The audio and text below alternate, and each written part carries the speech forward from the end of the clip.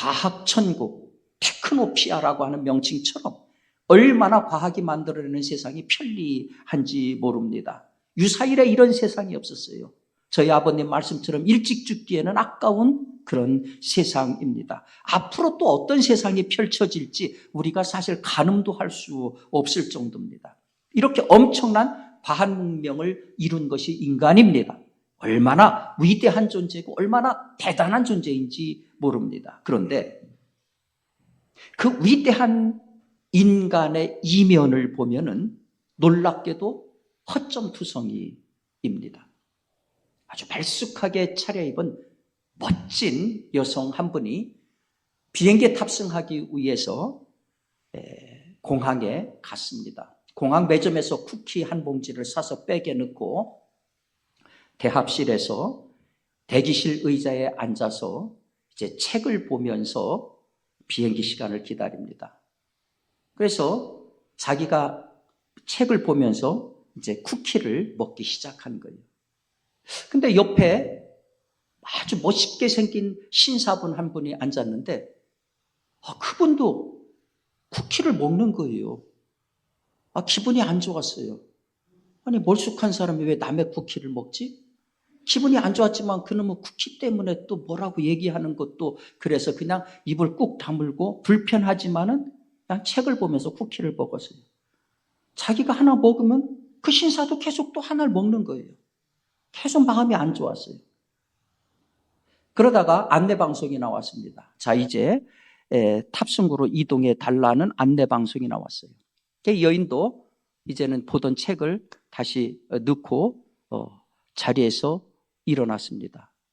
그런데 책을 넣는 그 순간에 세상에 자기 백 안에 자기가 산 쿠키가 뜯기지도 않은 채 그대로 있는 거예요.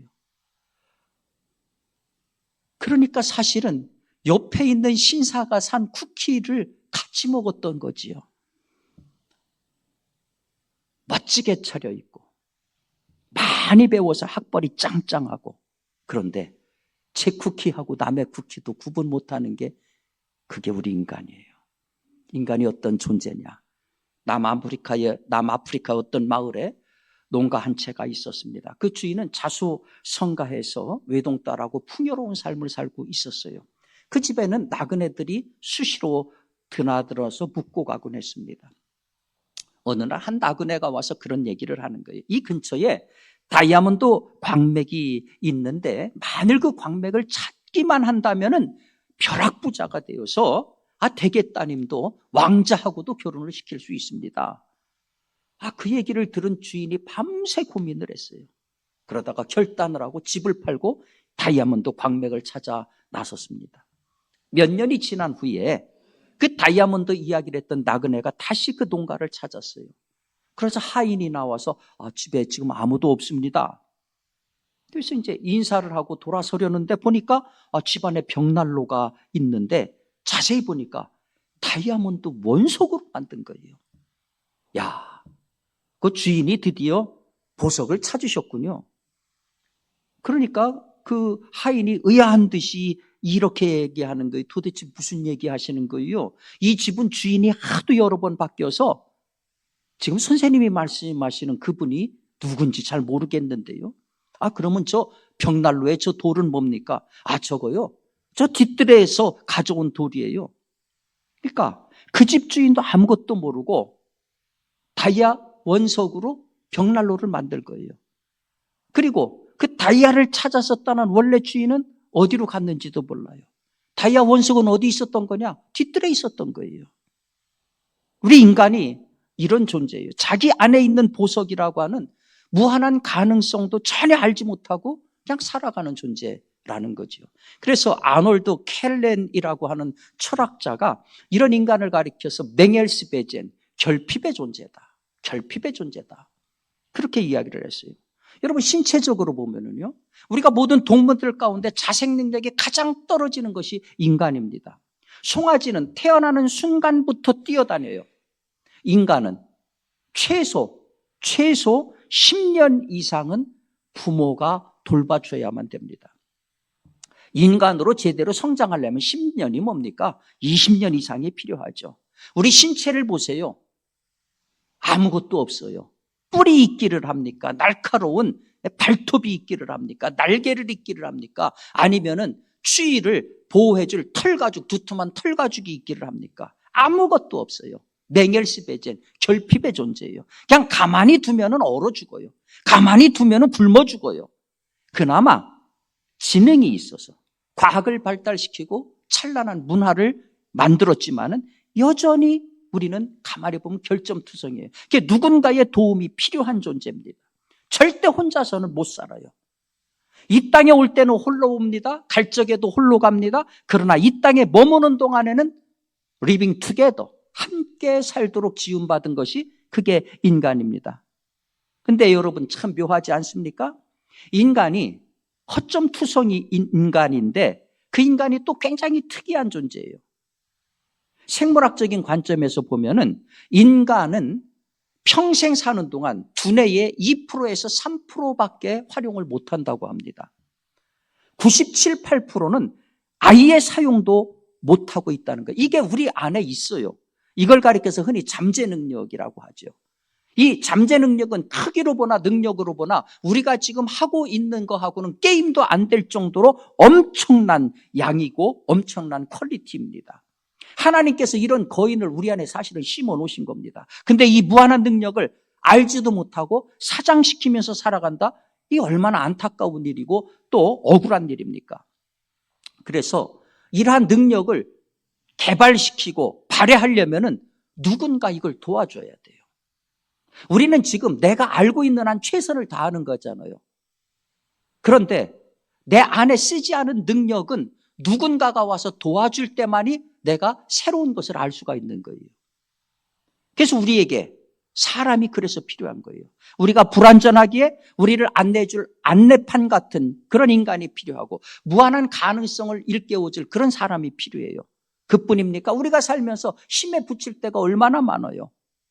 혼자서 전전긍긍하고 혼자서 아무것도 못할 때가 얼마나 많습니까? 그럴 때에 누군가의 도움과 격려가 꼭 필요해요. 우리를 안내해 줄 사람, 우리를 격려해 줄 사람, 우리의 가능성을 이끌어 줄 사람. 이런 사람을 가리켜서 멘토라고 하죠. 멘토.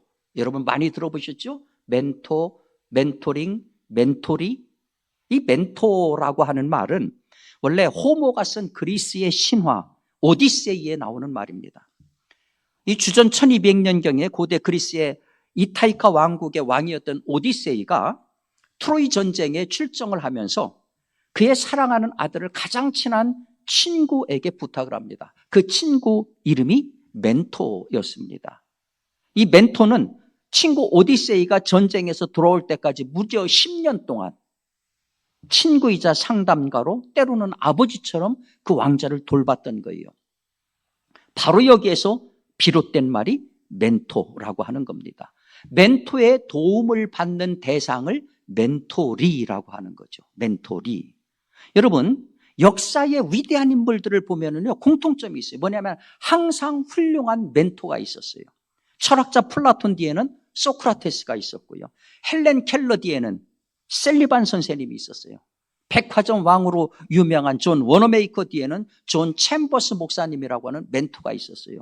성경 인물들도 마찬가지잖아요. 여호수아 뒤에는 모세라고 하는 위대한 멘토가 있었습니다. 다윗 뒤에는 사무엘이 있었고 엘리사 뒤에는 엘리야라고 하는 위대한 멘토가 있었습니다.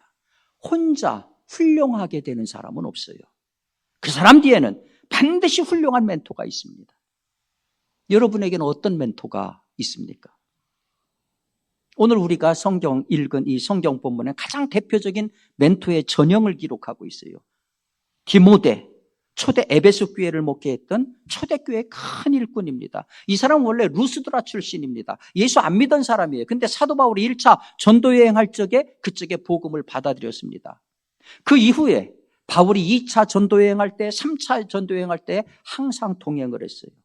바울이 로마 감옥에 투옥돼 있을 때에 바울 곁을 지켰던 것이 디모데입니다. 그런 디모데를 가리켜서 바울이 믿음 안에서 참 아들이다, 이렇게 지칭을 하고 있잖아요.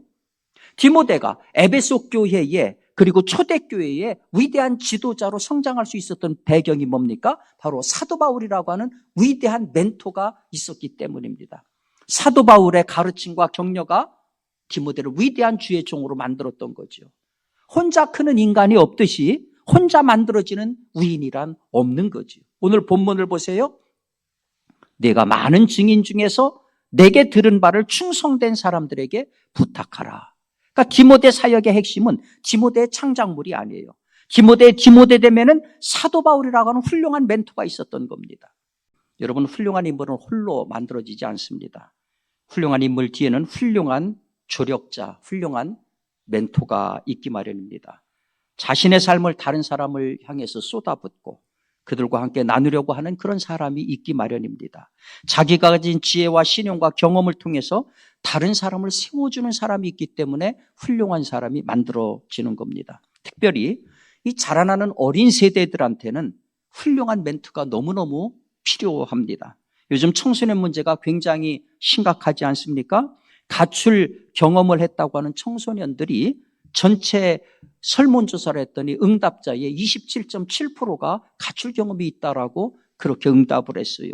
집 밖에 나가지 않고 은둔한 경험이 있다고 하는 청소년도 25.8%에 달했습니다. 최근 5년 동안 10살에서 12살 촉법소년, 이 형사 미성년자라서 범죄를 저질러도 이제 형무소는 가지 않는 이 촉법소년이 65,987명, 132% 증가했습니다. 소년범은 5년 새 8,500건으로 급증했어요. 10년간 소년의 재범률이 12%입니다. 성인이 5%입니다. 성인들의 2배 이상이 되고 있습니다. 내일의 희망이라고 하는 청소년들의 실태가 너무너무 암울합니다. 왜 이런 일들이 벌어질까요? 여러 이유들이 있겠죠. 그러나 빼놓을 수 없는 것 가운데 하나가 뭐냐 하면은 그들의 고민을 가슴을 열고서 함께 나눌 수 있는 진정한 선생님이 없는 거예요. 멘토가 없는 거예요. 우리가 문제의 예방이라고 하는 차원 말고도 청소년들에게 진짜 멘토가 필요한 것은 그들 안에 가지고 있는 거인들을 끄집어내기 위해서입니다. 우리가 어린 시절에 살 적에는 시골에는 수도라는 것이 없었어요. 그게 전부가 다 펌프를 사용을 했잖아요. 대부분 가정에서 펌프를 사용을 했어요. 근데 펌프가 제대로 작동하려고 하면 반드시 한 바가지의 물을 부어줘야 합니다. 물 한 바가지를 넣고 펌프질을 하면 몇 번 버걱버걱 하다가 잠시 후에 손에 힘이 받쳐지면서 물이 쫙 올라오잖아요. 이렇게 붓는 한 바가지의 물을 가리켜서 마중물이라고 하죠. 마중물. 마중물은 단 한 바가지의 물에 불과합니다. 근데 이게 없으면은 밑에 있는 엄청난 물을 끌어올릴 수가 없어요. 아무리 좋은 지하수라도, 아무리 좋은 펌프라도 마중물 한 바가지가 없으면 이게 무용지물이 되는 거예요. 아이들의 내재된 능력을 끌어올려주는 마중물이 누구냐? 바로 선생님들입니다. 이 마중물이 없으면 역사가 발전을 안 하고 마중물이 없으면 아이 안에 있는 거인을 끄집어낼 수가 없어요. 여러분, 디모데가 초대교회의 지도자가 되고 믿음의 사표로 존경받는 것은 사도 바울이라고 하는 마중물이 있었기 때문입니다. 여러분, 교통도 발달하지 않았던 그때에 수천 리길을 함께 걸으면서 디모데는 바울을 경험을 했어요. 2차, 3차 전도여행을 같이 하면서 도둑의 습격을 받고 수천 미터 넘는 산맥을 넘으면서 디모데는 바울의 삶을 배웠어요. 단지 지식을 배운 게 아닙니다. 함께 리빙 투게더, 함께 살면서 그의 신앙과 인격을 체득을 했던 거예요. 그렇기 때문에 바울이 감옥에 갇혀 있었을 적에 디모데가 자기 인생을 포기하고 정지시키고 가가지고 하지 않습니까? 사람이 되려면 반드시 훌륭한 멘토가 있어야 돼요. 오늘 우리가 이 자리에 있는 것도 가만히 생각해 보면 어떤 마중물이 있었기 때문이에요. 생각나지 않지만 수많은 선생님들이 마중물이 돼서 나를 이 자리까지 끌어주신 거지요. 안타까운 건 말이죠.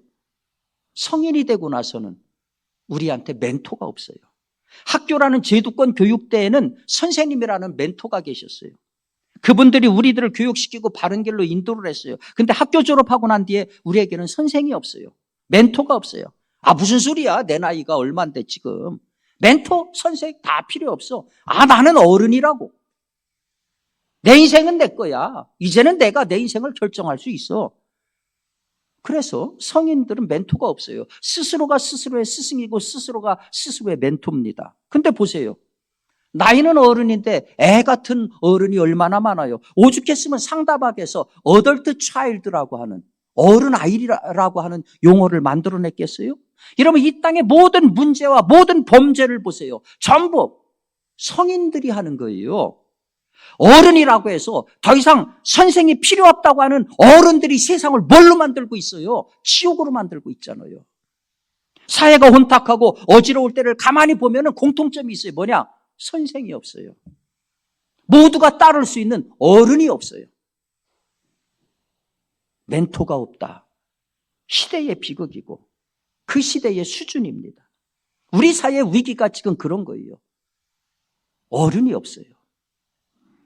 그렇게 보면은 우리 예수 믿는 사람들은 참 행복한 사람들이에요. 왜 그러냐면은 예수라고 하는 최고의 멘토를 가지고 살기 때문입니다. 무슨 일이 있으면 기도를 통해서 우리 멘토인 예수님하고 상의를 하잖아요. 무슨 일이 있으면 예수님 말씀인 성경을 보면서 거기서 해답을 찾아가잖아요. 우리가 매 주일마다 예배라고 하는 학교로 모이잖아요. 여기서 주님의 가르침을 받습니다. 그래서 최고의 멘토인 예수를 가진 우리 성도들은 행복한 인생이에요. 근데 여러분, 여기서 끝이 아닙니다. 우리 인생이란 누군가에게 빚지고 사는 때가 있으면 반드시 갚아야 되는 때가 있어야 돼요. 누군가의 도움으로 여기까지 왔으면 그 다음에는 내가 도움을 주는 사람이 돼야 된다는 거죠. 누군가가 나의 멘토가 돼서 나를 여기까지 이끌어줬다고 하면은 이제는 내가 누군가의 멘토가 되어서 어떤 사람을 이끌어줘야 된다는 거예요. 역사의 원리는 분명합니다. 멘토에서 멘토로. 멘토에서 멘토로. 이것이 없으면 역사는 굴러가지 않아요. 이것이 없으면 순탄하게 이루어지는 사회가 되어질 수가 없습니다. 건강한 사회가 되어질 수가 없어요. 우리가 살펴본 것처럼 사도 바울은 디모데의 훌륭한 멘토였다고 그랬어요. 그러면 사도 바울은 아무 멘토 없이 그냥 자기가 그렇게 큰 사람입니까? 아닙니다. 사도 바울 뒤에도 놀라운 멘토가 있었어요. 그 멘토가 누굽니까? 바로 바나바였습니다. 여러분, 바나바에 대해서 사도행전 4장 36절은 이렇게 얘기하고 있어요. 구브로에서 나는 레위족이 있으니 이름은 요셉이라 사도들이 일컬어 바나바라 하니 그가 밭이 있음에 팔아 값을 가지고 사도들의 발 앞에 두니라. 그러니까 바나바는 바울보다도 먼저 예수를 믿었던 사람입니다. 초대 예루살렘 교회의 성도였습니다. 교회가 하는 일에 적극적으로 앞장섰던 사람입니다. 그리고 예루살렘 교회가 안디옥 교회로 이 사람을 지도자로 파송을 했습니다. 당시 바울은 어땠느냐? 완전히 무명의 인물이었습니다. 아니, 유명한 인물이었습니다. 예수를 박해하는 오명으로 유명한 인물이었습니다. 그렇기 때문에 바울이 나타나면 사람들이 다 피했던 그와 같은 상황이었습니다. 바울이 그리스도인이 되어가지고서 예루살렘에 딱 올라가니까 제자들하고 사귀려고 하니까 제자들이 다 피했습니다. 이런 바울을 교회로 데뷔시킨 인물이 누구냐? 바나바입니다. 여러분, 아무도 시키지 않았는데 바나바가 바울의 고향인 다소까지 내려갔어요. 다소까지가, 안디옥에서 다소까지가 몇 킬로인지 아십니까? 240킬로입니다. 240킬로. 대전보다도 더 먼 길을 10일을 꼬박 가야 되는 그 길을 가가지고서 바울을 안디옥으로 데리고 온 거예요. 그리고 제자들에게 바울을 다 소개를 시킨 겁니다. 그리고 안디옥 교회에서 함께 사역을 했어요. 놀라운 것은 그러면서 바울이 지도자로서 성장해 나가게끔 자기가 뒤로 숨습니다. 사도행전 13장 7절에 보면은 바나바와 사울 이렇게 표기가 되어 있어요. 순서가. 그런데 13절에 오면은 13장 13절에 오면은 바울과 그와 동행하는 사람들 갑자기 바나바 이름이 사라져버리고 맙니다. 그러니까 바나바는 전적으로 바울을 앞세우고 자기는 뒤로 숨어요. 여러분, 바울이 위대한 인물이 된 데는 바나바라고 하는 위대한 멘토가 있었던 것입니다. 그 바울이 다시 디모데라고 하는 위대한 제자를 만들어냈던 거예요. 내가 나대는 데는 구체적인 멘토가 있었다. 그럼 이제 나는 그 누군가의 멘토가 돼야 된다는 얘기입니다. 이것이 역사가 발전하는 거예요. 오늘 본문도 이 사실을 분명하게 얘기하잖아요. 저희가 또 다른 사람들을 가르칠 수 있으리라. 저희가 또 다른 사람들을 가르칠 수 있으리라. 여러분, 누군가 나를 위해서 물 한 바가지 남겨두었듯이 나도 내 뒤에 올 어떤 사람을 위해서 물 한 바가지를 꼭 남겨놓는 사람이 돼야 돼요. 그래야 우물이 작동합니다. 그래야 역사가 발전하는 거예요. 여러분은 누구의 멘토입니까? 여러분은 누구를 정기적으로 만나고 계십니까? 여러분의 도움으로 인생의 바른 길을 걷고 있는 사람은 누가 있습니까? 나는 내 자식 하나 건사하기도 힘들어 죽겠는데 무슨 멘토가 된단 말입니까? 아니에요. 바로 그 자식에게 부모는 멘토인 겁니다. 자식만 잘 키워내도 훌륭한 멘토인 거예요. 그러니까 아주 중요한 얘기입니다. 근데 여러분, 우리 그리스도인들은 여기서 한 걸음 더 나가야 돼요. 여기서 한 걸음 더 나가야 돼요. 이게 그래서 예수 믿는 거가 사실 쉬운 일이 아니라는 거예요. 일전에 리더스 다이제스트에 이런 기사가 실렸습니다. 미국인 부부가 여러 명의 아이들을 입양을 했어요. 이 안에는 한국 아이도 포함이 되어 있습니다. 근데 흥미로운 것은 입양한 아이들이 공통점이 있어요. 전부가 다 중증 장애를 가진 아이들만 입양을 하는 겁니다. 아니, 입양하는데 애들을 고르고 골라가지고 좋은 보석들만 데리고 가려고 하는 것이 일반적인 심리인데 아무도 거들떠보지 않고 아무도 데려가지 않으려고 하는 중증 장애인들만 이들이 데려가는 거예요. 그게 기자가 물어봤어요. 꼭 이렇게 하시는 이유가 뭡니까? 남편이 이렇게 대답합니다. 우리가 안 하면 이 아이들을 누가 데려갑니까? 저희 부부는 이것이 하나님께서 저희 같은 그리스도인들에게 맡기신 명령이라고 믿고 있습니다. 자, 이런 얘기 들으면 같은 예수 믿는 우리들이 참 부끄러운 것이 많아요. 내 피부치를 넘어서 내 관심을 확장시킬 필요가 있는 거예요. 다른 사람 인생에 개입해서 그 사람을 복된 인생으로 안내해주고 도와줄 의무가 우리에게 있는 거예요. 특히 우리 교회는 새로운 멘토가 많이 필요해요. 새로운 성도들이 왔을 적에 저 사람은 누구야? 흘겨보지 마시고 가가지고 도와주세요. 그 사람이 정착할 때까지 그림자가 돼서 도와주세요. 그런 사람들이 우리에게 필요해요. 이런 멘토로서의 역할을 잘 수행하려면 4가지 상황을 여러분이 잘 알아야 돼요. 첫 번째, 멘토는 뭐 하는 사람이냐? 돌봐주는 사람이에요. 그의 관심은 뭐냐? 그 사람한테서 이익을 취하려고 하는 거 아니라 그 사람한테 이익을 주려고 하는 사람. 두 번째, 멘토는 지혜와 기술을 수반하는 사람, 모델이 되는 사람, 코칭이 되는 사람. 그래서 멘토리, 그렇게 대상이 되는 그 사람들을 자기가 가진 능력을 가지고 그 사람이 잘 되게 해주는 사람. 셋째는 만약에 멘토리가 잘못됐을 때는 따꼼하게 꾸중을 하고 그가 바른 길로 가게끔 인도해 주는 거예요. 네 번째는 멘토리를 다른 사람들하고 연결을 시켜주는 겁니다. 멘토리가 더 많은 역량을 발휘할 수 있도록 다른 사람하고 가교의 역할을 해주는 거예요. 그러니까 가슴이 훈훈한 사람, 기꺼이 시간을 내줄 수 있는 사람, 함께 기뻐해 줄 수 있는 사람, 주도적으로 도움을 줄 수 있는 사람, 자신을 능가하는 지도자를 세워줄 수 있는 사람. 이것이 바로 멘토 돼야 되는 자격이라고 하는 거죠. 사랑하는 성도 여러분, 역사학자 아놀드 토인비가 이런 얘기를 했습니다. 인류는 지난 5,000년 동안 아주 극적이라 할 만큼 괄목한 성장을 해왔다. 지식의 폭발, 과학기술의 눈부신 발전, 그럼에도 우리는 주변의 단 한 사람과의 관계 때문에 쩔쩔맨다. 역사의 아이러니다. 맞는 말이죠? 한 사람 때문에 살기도 하고 한 사람 때문에 죽기도 해요. 한 사람 때문에 하늘 위로 붕붕 날아다니기도 하고 한 사람 때문에 천길 낭떠러지로 떨어지기도 합니다. 여러분은 어떤 사람입니까? 사람을 살리는 한 사람입니까? 아니면은 사람을 못 살게 구는 한 사람입니까? 오늘은 스승의 주일입니다. 먼저 우리 교회 다음 세대를 위해서 헌신하시는 선생님들의 노고를 여러분들이 기억하고 격려했으면 좋겠어요. 오늘 선생님들 만나면 수고 많다고 등이라도 좀 두드려 주시기 바랍니다. 그리고 나를 여기까지 이끌어 주신 멘토를 기억하고 감사하는 마음을 가졌으면 좋겠어요. 내가 누군가의 멘토가 되어서 이제 다른 사람의 인생에 고마운 사람으로 남자고 마음을 먹는 하루가 됐으면 좋겠어요. 무엇보다도 우리의 평생 멘토이신 예수님의 충실한 제자가 되어서 행복한 인생을 사는 성도들이 될 수 있기를 주님의 이름으로 축복합니다.